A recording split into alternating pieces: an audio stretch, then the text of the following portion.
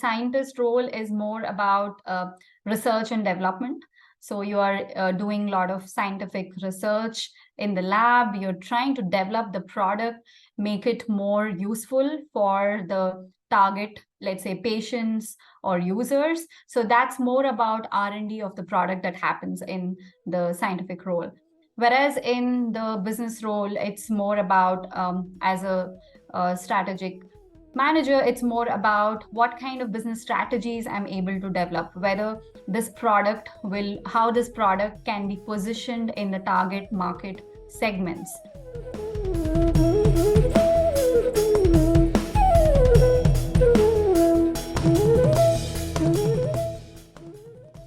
Welcome to the PhD talk show by BioPatrika. I am Priyanka Pandit, host for today's session, with Dr. Kirthana Sindhe, Senior Strategic Manager for Diagnostic Solutions and Labs at Merck Life Science. Welcome, Dr. Kirthana. Thank you so much, Priyanka. My pleasure to be here.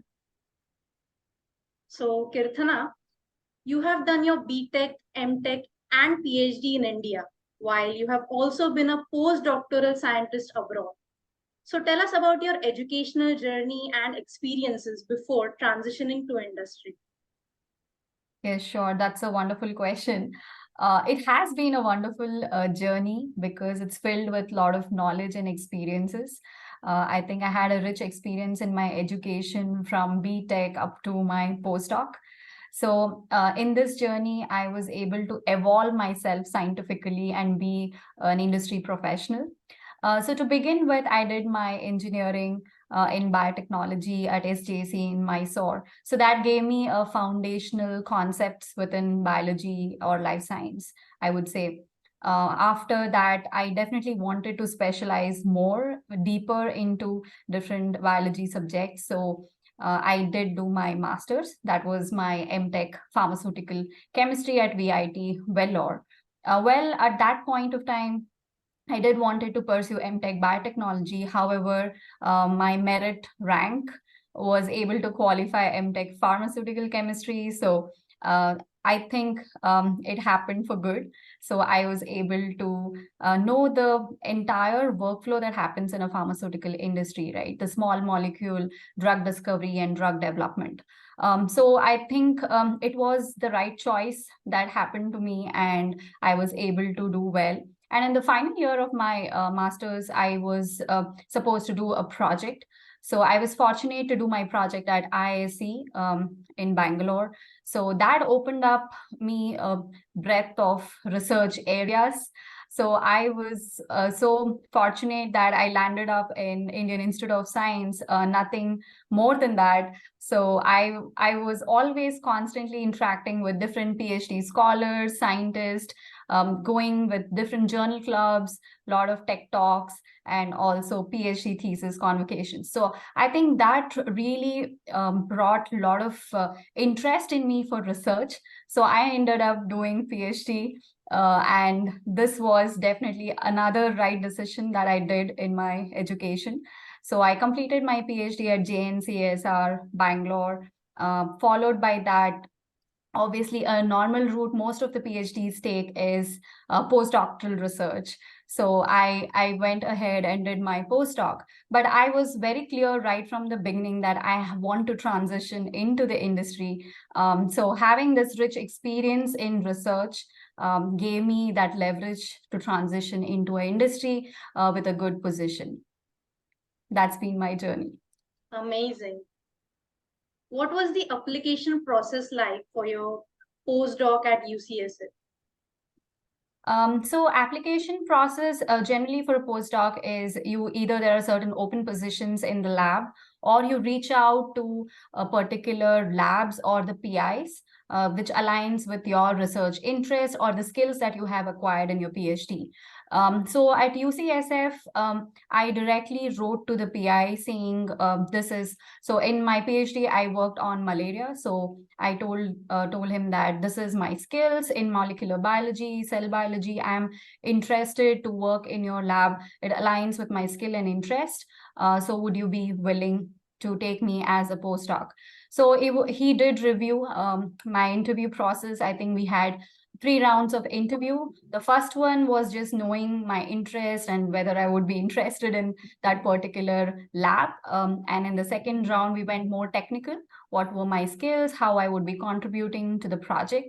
So this was the entire process, application process, which was just reaching out to the PI, having an interview process, and then I heard back that I was selected.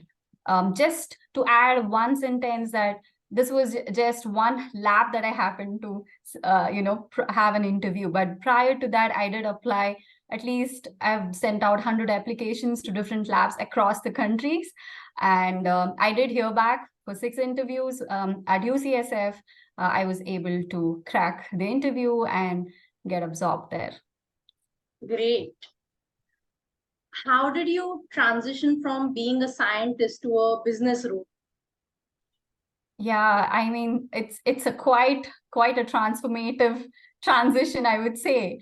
So like when I was at UCSF, it is San Francisco is a startup hub. So I was always exposed to both science and the business. So we were interacting with a lot of entrepreneurs, how they pitch their ideas, how they bring those ideas into the market. So I was quite fascinated by that. I think it was playing subconsciously in me. And then when I transitioned into industry as a scientist, I was having that exposure as well. How, apart from the science, how the company does its business, what's required to get the product out into the market, right? So that was a real-time experience I had.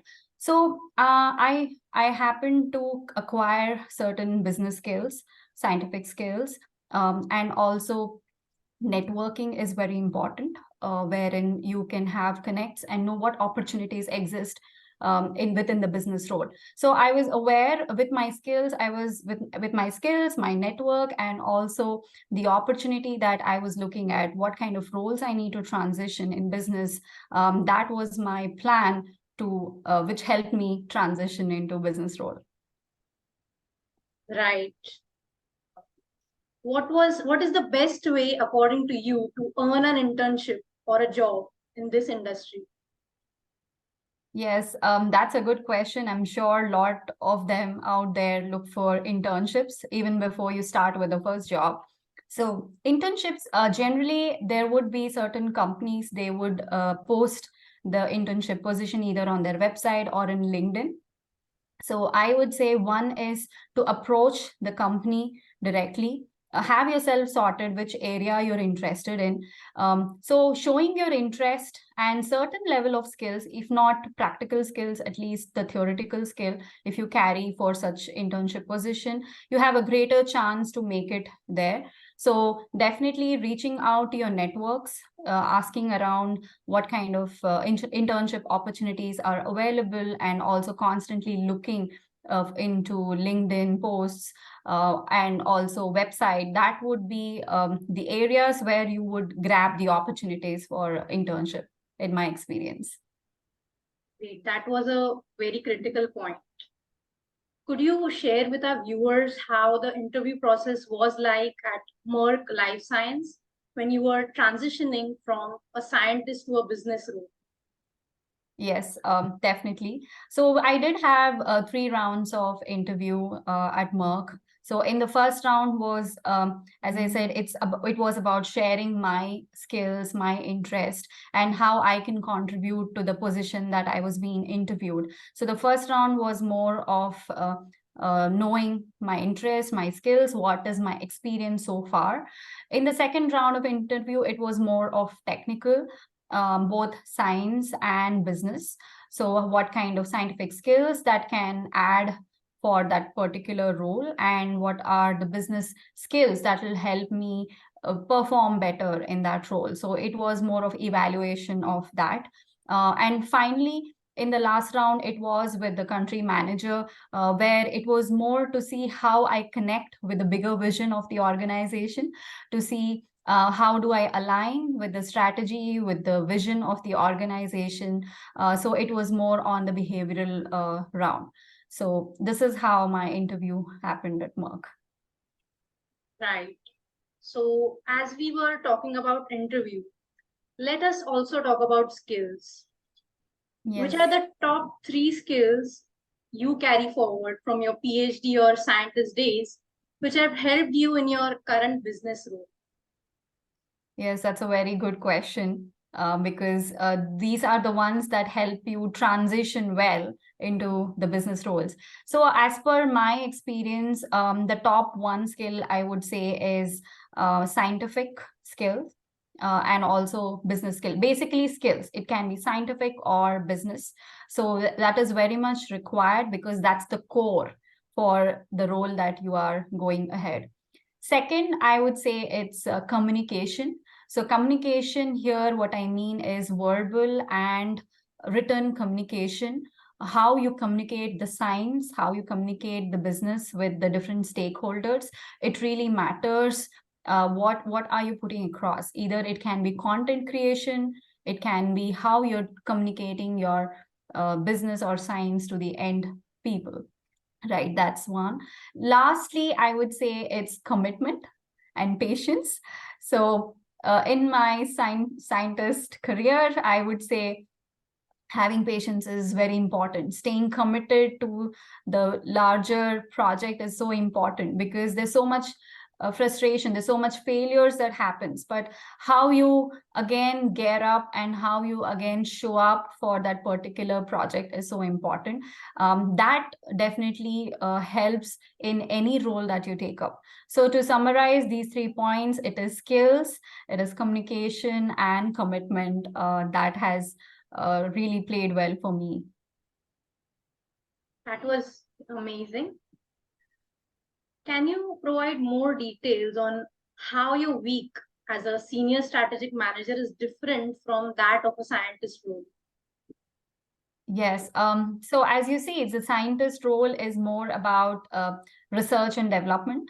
So you are doing a lot of scientific research in the lab. You're trying to develop the product, make it more useful for the target, let's say patients or users. So that's more about R&D of the product that happens in the scientific role.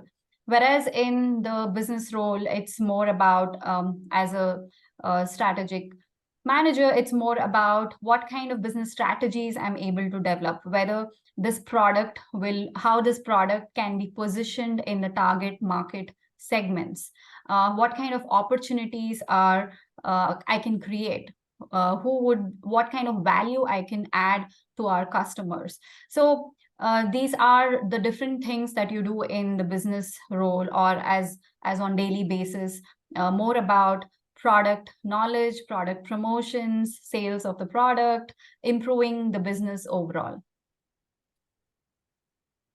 Those were very good points about all the work that you do. Thank You you. have also been a marathon runner and founder of a health and fitness community running Genes.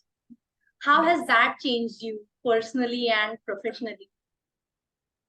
Yeah, it has definitely transformed me. I think it has made me more creative because I build the programs, the health programs for the members who are in my community. So where I understand their needs, so I can specifically design the programs and see that they're improving. Secondly, people management skills have got better because here it's not an office where people have to act and behave or do their work what they are supposed to do, but here is more about me pushing them to have a better healthy lifestyle, making them do a toughest challenges, like running a marathon is a toughest thing to do. So converting the non-runners into a runners running long distance is very challenging. So really understanding the psychology of people, what kind of habits they carry, and trying to transform them into a runners. Definitely, I learned a lot of human psychology and people management skills there. And lastly, I think it gives me a sense of satisfaction because I'm contributing to the society. I'm making people adopt a healthy lifestyle so that they can show up best in any areas of their life. So these has been my learnings and experience. Wonderful. Well, would you like to give some advice to students who are considering doing a PhD? Yes, I would definitely give an advice considering what I have experienced. This might be very helpful for them to cut short their path or choose the right things. So first suggestion would be for to evaluate themselves what is their interest. Are they really interested in doing PhD? If yes, which areas of research they want to do? That's very important. Second, to identify which labs they want to work. Once they are sorted on which research area they want to work, it's important to identify which lab and who is the PI of that lab, understanding how the research goes there, and how people are coming out of their PhD, what has been their experience, and where have they moved in their career. So that's important. And lastly, I would say they have to be resilient enough, be committed for a PhD. It's a very time consuming, so are you ready for that 5 years of your life, and have you designed what's your future career looks like, because the present choice that you make has to align with your future career goals. So it's very important that you're sorted in your career trajectory, and the PhD is what that you have to pursue. So these are the suggestions that I would definitely give when you consider to be or enroll into a PhD program. Wonderful, Kirthana. It was great talking to you. And thank you for this very informational session that you had with me.